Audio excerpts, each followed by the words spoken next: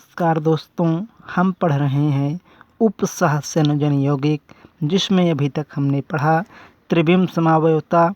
और त्रिविम समवायवता में हमने देखा कि यह दो प्रकार की समवायवता होती है।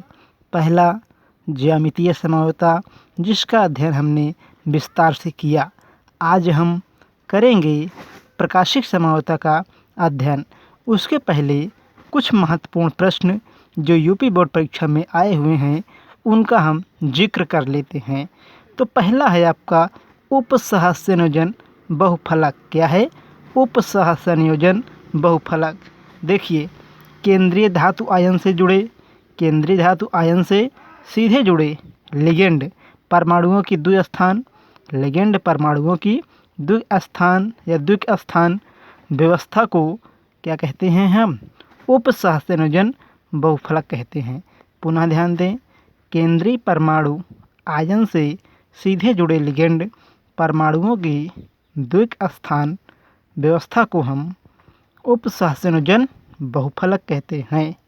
इसमें या इनमें अष्टफलकीय, वर्ग समतलीय तथा चतुष्फलकीय संरचनाएं पाई जाती हैं, जिसका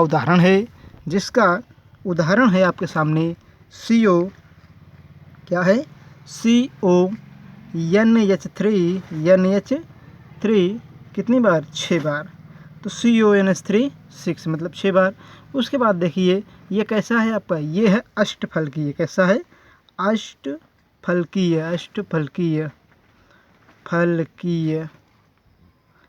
दूसरा है आपका चतुष्फलकीय। कैसा? दूसरा है आपका चतुष्फलकीय, NI है। उसके बाद है CO4। ये कैसा है आपका? चतुष्फलकीय। और तीसरा हमारे पास है, क्या है? PtCl4। क्या है? Cl4। ये जो है, ये कैसा है? वर्ग समतलीय। तो आपने देखा कि उपसहसंयोजन बहुफलक। तो उपसहसंयोजन बहुफलक केंद्रीय धातु आयन या परमाणु से सीधे जुड़े लिगेंड परमाणुओं की द्विक स्थान व्यवस्था को उपसहसंयोजन बहुफलक कहते हैं। इसमें अष्टफलकीय रचना, वर्ग समतलीय रचना और चतुष्फलकीय रचना मुख्य है। उदाहरण के लिए CONH3 6। क्या है? CONH3 6 है। ये अष्टफलकीय के लिए है। कैसा है? अष्टफलकीय। अष्टटा है यहाँ पर, फलकीय। दूसरा हमारे पास है NiCO4। ये चतुष्फलकीय। और उसके बाद हमारे पास है PtCl4। ये कैसा है आपका? ये आपका वर्ग समतलीय है। हमने इसको देखा।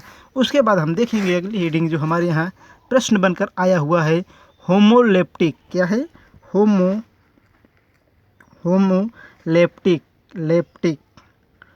होमोलेप्टिक। ये क्या है? आप कहेंगे संकुल में या संकुल जिसमें धातु परमाणु केवल एक प्रकार के, केवल एक प्रकार के दाता परमाणु लिगेंड से जुड़ा रहता है या दाता समूह लिगेंड से जुड़ा रहता है। होमोलेप्टिक संकुल कहलाते हैं। जैसे हम यहाँ पे उदाहरण देखते हैं आपका CO NH3 6। मतलब देखिए, लिगेंड जो है वो 6 बार है और इसमें लिगेंड अमोनिया है। अमोनिया के अतिरिक्त कोई और लिगेंड यहाँ पर नहीं है। तो हमने इसको देखा। तो आपने देखा कि ये क्या है आपका?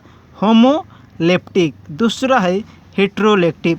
इसका एक उदाहरण हम और देखते हैं। होमोलेक्टिव का एक उदाहरण और देखते हैं। या फिर उसके बाद है यहाँ पे क्या? CN6। ये किसके उदाहरण है? होमोलेप्टिक का। अगला हम देखते हैं हेट्रोलेप्टिक। देखिए, ये क्या होता है? आप कहेंगे इसमें कि ये अथवा इस प्रकार के संकुल यौगिक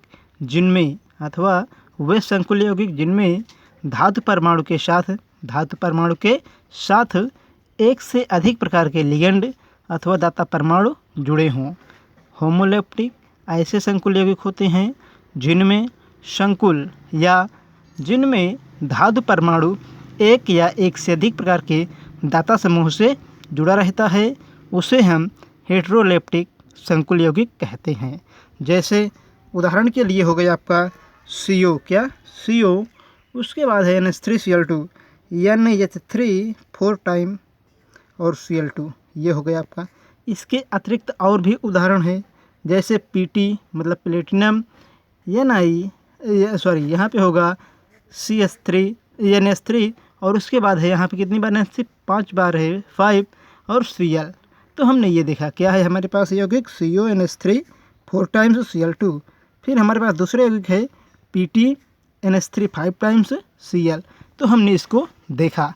अब हम आगे पढ़ेंगे और इसी क्रम में देखेंगे कि हमारे पास एक प्रश्न बनकर आया हुआ है जो यूपी बोर्ड परीक्षा का सबसे महत्वपूर्ण प्रश्न है।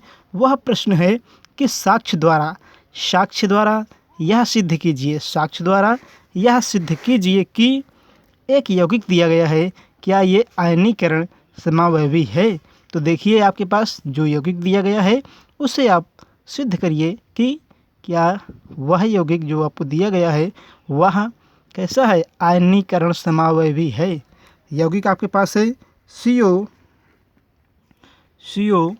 NH3 5 NH3 5 और उसके बाद है यहाँ पे आपका Cl और यहाँ पे क्या है आपका SO4 है। इसके बाद है एक यौगिक और इसी क्रम में, ये आपका है CO NH3 5 टाइम्स SO4, उसके बाद Cl। ये आपको 2 यौगिक दिए गए हैं। आपको साक्ष्य द्वारा सिद्ध करना है कि क्या ये आयनीकरण समावयवी हैं। तो पहले तो हम यह समझ लेते हैं कि आयनीकरण समावयवी होता क्या है। तो आप कहेंगे आयनन समावयव जिस जल में घुल करके आयन देते हैं या भिन्न प्रकार के आयन देते हैं। आयन समावयव जल में घुल करके भिन्न प्रकार के आयन देते हैं। इसलिए विभिन्न अभिकर्मकों के साथ इनकी क्रिया अलग अलग होती है। अब हम इसे समझते हैं। जैसे हमारे पास क्या है, CO है, उत्तर हम यहाँ से देख रहे हैं, यहाँ से आंसर देखेंगे CO। उसके बाद NH3 5 NH3 कितनी बार, 5 बार। उसके बाद फिर यहाँ पे क्या है आपका, यहाँ पे है Cl और उसके बाद हमारे पास है SO4, क्या है SO4। इसे हम बेरियम से क्रिया करा रहे हैं। जब हम बेरियम से क्रिया कराएंगे तो ये बना लेगा BaSO4, क्या BaSO4 बना लेगा। ये हमको पता है बना लेगा, तो ये तो क्रिया कर लिया। दूसरा हमारे पास देखिए इसी प्रकार CO NH3 5 SO4 NH3 5 SO4 ये मिला। अब इसको हम और इसमें क्या जुड़ा है साथ, Cl है, तो आप कहेंगे प्लस BA उसके बाद कर देंगे 2+। अब देखिए ये कोई अब क्रिया कर रहा है, नो रिएक्शन, ये आप कर देंगे नो रिएक्शन। फिर अगला आप देखिए CO NH3 कितनी बार, 5 बार। उसके बाद यहाँ पे क्या है, ClSO4 है, Cl है और SO4 है। इसे पुनः Ag से कराइए दूसरे अभिकर्मक, मतलब दूसरा जो अभिकर्मक हमने लिया वो क्या है आपका सिल्वर। ये कह रहा है नो रिएक्शन, मतलब कोई क्रिया नहीं कर रहा है, नो रिएक्शन। उसके बाद देखिए हम एक यौगिक वही दूसरा यौगिक हमें जो दिया गया तथा में दिया गया है उसे हम देखते हैं। वो हमारे पास है CO NH3 5 टाइम्स SO4। उसके बाद क्या है यहाँ पर Cl है। इसको हमें जिस क्रिया करा रहे हैं तो ये क्या करेगा, ये आपका क्रिया कर लेगा और बनाएगा AgCl। ध्यान दें AgCl जो है वो सॉलिड है, क्या है सॉलिड, मतलब ये ठोस अवस्था में है। और ये जो BaSO4 मिला है ये भी कैसा है, सॉलिड है। तो हमने ये देखा। अब आप समझ गए हैं कि दिया गया यौगिक जो हमें प्रश्न में दिया गया है, क्या दिया गया है, प्रश्न हमें दिया गया है कि CO NH3 4 टाइम्स Cl2 आप कहेंगे कि CO NH3 5 times Cl SO4 तथा CONH3 5 टाइम्स SO4Cl में आप बताइए इन दोनों को कि क्या ये दोनों आयनीकरण समावयवी हैं। तो आप कहेंगे कि दिए गए संकुल यौगिक में से अनेक या अलग अलग प्रकार के अभिकर्मकों के साथ क्रिया कराने पर ये अलग अलग क्या दे रहे हैं, अभिक्रियाएं दे रहे हैं, इसलिए ये आयनन समावयवी यौगिक हैं। तो हमने ये देखा। देखिए अब हम पढ़ेंगे संकुल आयन में प्रकाशिक समावयवता। क्या संकुल आयन में प्रकाशिक समावयवता? प्रश्न उठता है प्रकाशिक समावयवता क्या है और यह कब होती है, मतलब कैसे होती है। आप कहेंगे प्रकाशिक समावयवता तब होती है, प्रकाशिक समावयवता तब होती है जब दो ऐसे यौगिक मिलें जिनमें केंद्रीय आयन के चारों ओर समूहों अथवा परमाणुओं का विन्यास एक दूसरे का दर्पण प्रतिबिंब हो, अर्थात कि ये दर्पण प्रतिबिंब के रूप में हो। प्रकाश सक्रिय यौगिक समतल ध्रुवित प्रकाश को, पुनः ध्यान दें, प्रकाश सक्रिय यौगिक समतल ध्रुवित प्रकाश को अपने पथ से दाईं ओर या तो बाईं ओर क्या करते हैं, घुमा देते हैं या घुमा सकते हैं, अर्थात इस प्रकार की समावयवता में समतल ध्रुवित प्रकाश को दाईं ओर से बाईं ओर या बाईं ओर से दाईं ओर घुमाया जाता है। प्रकाशिक समावयवता तभी उत्पन्न होती है जब केंद्रीय आयन प्रकाशिक समावयवता तभी उत्पन्न होती है जब केंद्रीय आयन क्या हो, जब केंद्रीय आयन लिगेंड से जुड़े हों और साथ ही साथ जो इनके विन्यास हों वह कैसे हों, इनके विन्यास द्विदर्पण प्रतिबिंब अणु दें। कैसे दें? द्विदर्पण प्रतिबिंब अणु दें। तो क्या मिलेगा? प्रकाशिक समावयवता मिलेगी। तो हमने इसको देखा।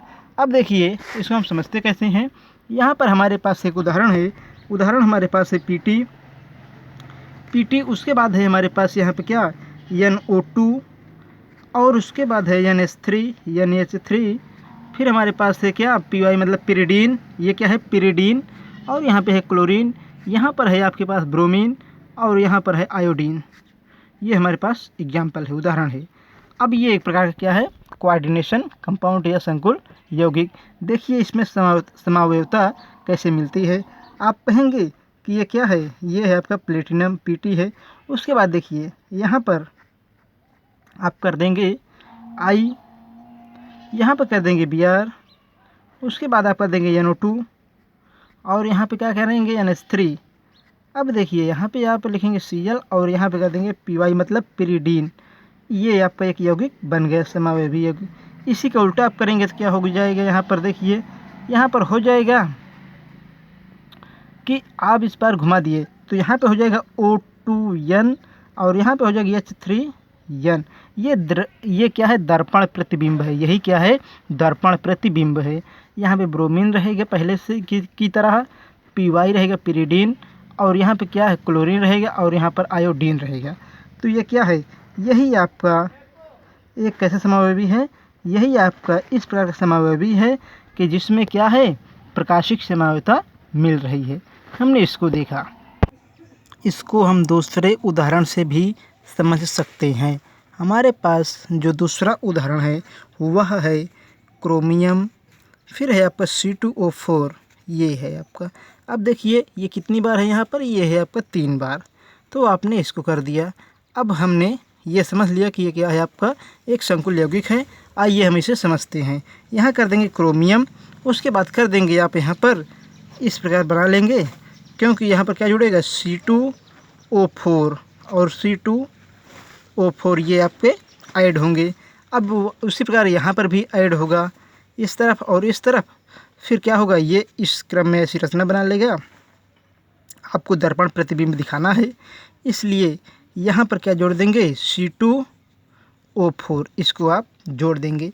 तो उसी प्रकार यहाँ पे देखिए, जब यहाँ पे आप मिरर रखेंगे, मतलब शीशा रखेंगे या दर्पण रखेंगे, तो क्या हो जाएगा, इसका जो प्रतिरूप है उसका विपरीत रूप आपको दिखाई देगा।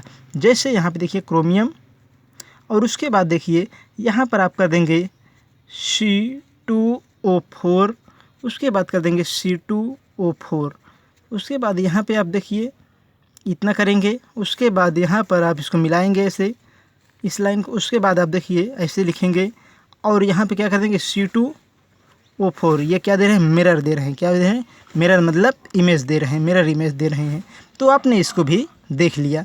अब आप कहेंगे कि यहाँ पर इसको वैसे आप कर देंगे, ये संकुल समावयवी यौगिक बन गया और यहाँ पर इसको हम कर देंगे तो ये एक समावयवी बन गए। अब तो हमने ये जो देखा अभी तक, ये देखा हमने अष्टफलकीय संकुल यौगिक में प्रकाशिक समावयवता, अष्टफलकीय यौगिक में प्रकाशिक समावयवता। अब हम देखेंगे वर्ग समतलीय, किसमें, वर्ग समतलीय यौगिक में प्रकाशिक समावयवता, वर्ग समतलीय संकुल में प्रकाशिक समावयवता, प्रकाशिक समावयवता इसको हम देखेंगे। देखिए 4 उपसह संयोजन वाले, अब हम इसको समझेंगे। 4 उपसह संयोजन वाले संख्या वाले लिगेंडों में, 4 उपसह संयोजन संख्या वाले संकुल लिगेंडों में या संकुल में लिगेंड जो होते हैं उनकी आकाशीय व्यवस्थाएं अलग अलग संभव हैं। उनकी आकाशीय व्यवस्थाएं में विभिन्नताएं हैं, अर्थात अलग अलग संभव हैं। एक व्यवस्था में केंद्रीय आयन को चतुष्फलन के केंद्र में तथा समूह को चारों कोनों पर व्यवस्थित किया जाता है, जिसके परिणाम स्वरूप यह व्यवस्था में प्राप्त होती है। अर्थात इस प्रकार की समावयवता के लिए कम से कम 4 लिगेंड आवश्यक हैं। अब जैसे इनको हम देखते हैं, यहाँ पे हो जाएगा यम मतलब मेटल अर्थात केंद्रीय धातु परमाणु, X4 अथवा क्या हो जाएगा हमारे पास X3Y, क्या है, Y, ये हो गया। उसके बाद XY3, क्या, Y3। ये सभी यौगिक क्या करेंगे, यही सभी यौगिक क्या करेंगे कि संकुल यौगिक में, जो वर्ग समतलीय संकुल यौगिक है, उसमें प्रकाशिक समावयवता का प्रदर्शन करेंगे। तो X2Y2 ये भी आपको क्या करेगा, वर्ग समतलीय यौगिक में प्रकाशिक समावयवता को दिखाएगा। तो आइए हम इसको समझते हैं कि ये कैसे दर्शाते हैं। आप कहेंगे यम, उसके बाद यहाँ पे कर देंगे यक्ष, ये हो गए आपके। दूसरी प्रकार से हम देखिए इसका निरूपण कैसे करेंगे, यम, उसके बाद आप कर लेंगे कि यहाँ पे यक्ष और यहाँ पे वाई। उसी प्रकार हम अगला निरूपण मतलब इन सब का, इन दोनों का करेंगे। तो इन दोनों का निरूपण हम कैसे करते हैं, आइए हम देखते हैं। इनका निरूपण हम करेंगे। यहाँ पर देखिए यम यक्ष क्या है, यहाँ पर यम है XY3, तो ऐसे आप कर लेंगे। यहाँ पर है यहाँ पे है Y और Y, ये हो गए आपके। फिर हम देखेंगे कि यम, उसके बाद आप देखिए यहाँ पे है यक्ष और Y, ये हमने देखा। तो ये रहे आपके किसमें, वर्ग समतलीय संकुल में प्रकाशिक समावयवता का क्रम। तो हमने इसको देखा, साथ साथ हमने इसको देखा। अब उसके बाद हमारे पास जो बचा है आखिरी पॉइंट, वो है चतुष्फलकीय संकुल में प्रकाशिक समावयवता। चतुष्फलकीय संकुल में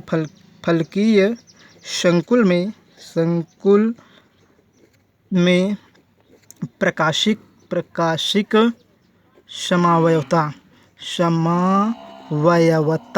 ये हमारे पास है। अब देखिए इसको हम समझते हैं।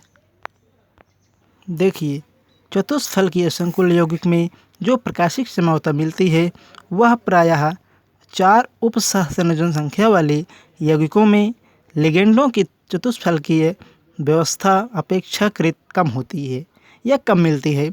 कारण है कार्बन की तरह चतुष्फलकीय व्यवस्था नहीं पाई जाती है। जिस प्रकार कार्बन की चतुष्फलकीय व्यवस्था पाई जाती है तब उसमें क्या होता है, प्रकाशिक समावयवता आसानी से मिलती है। जब चारों लिगेंड अलग अलग प्रकार से जुड़े होंगे, देखिए जब चतुष्फलकीय संकुल में चारों लिगेंड अलग अलग प्रकार से जुड़े होंगे तब प्रकाशिक समावता हमें दिखाई देगी या प्रकाशिक समावता प्रदर्शित होगी। तो हम देखते हैं जैसे MABCD ये यौगिक हमारे पास है। इसका निरूपण हम करेंगे कि M मेटल है, ABCD ये है, ये विषम सक्रिय है या विपक्ष समावता क्या है, विपक्ष समावता। उसके बाद समपक्ष वाला देखिए A, उसके बाद होगा C, यहाँ पे होगा क्या कहते हैं B, और यहाँ पे होगा आपका, यहाँ पर होगा D। तो ये हम देखेंगे तो ये भी आपका कैसा है, विपक्ष समावता है।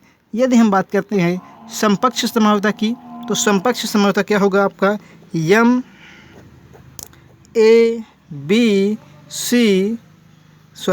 पे होगा D, यहाँ पे होगा C, ये है आपका। आपने इसको देखा। उसके बाद अब देखिए आप इसका निरूपण हम कैसे करते हैं। तो उदाहरण के लिए हम देखते हैं यहाँ पर हमारे पास है AS, क्या है यौगिक हमारे पास है AsCH3, और उसके बाद हमारे पास है C2H5। उसी प्रकार हमारे पास है S यानी सल्फ़र, तथा लास्ट में मतलब आखिरी में है C6H5COO, ये हमारे पास है। तो अब देखिए क्या करेंगे, हम लिखेंगे AS, यहाँ पे रहेगा सल्फ़र, यहाँ पर क्या है, यहाँ पे है सल्फ़र। उसके बाद फिर हमारे पास क्या है C2H5, क्या है यहाँ पे है C6H5COO। उसके बाद ये क्या है CH3C2H5। इसका प्रदर्शन हम कैसे करेंगे, ये हम चतुष्फलकीय रूप में लिखेंगे या बनाएंगे। उसके बाद देखिए हमने देखा कि जो वर्ग समतलीय और चतुष्फलकीय संकुल यौगिक होते हैं उनका प्रदर्शन इस प्रकार होता है। ये देखिए स्पष्ट रूप से। तो हमने इसका फिगर देखा।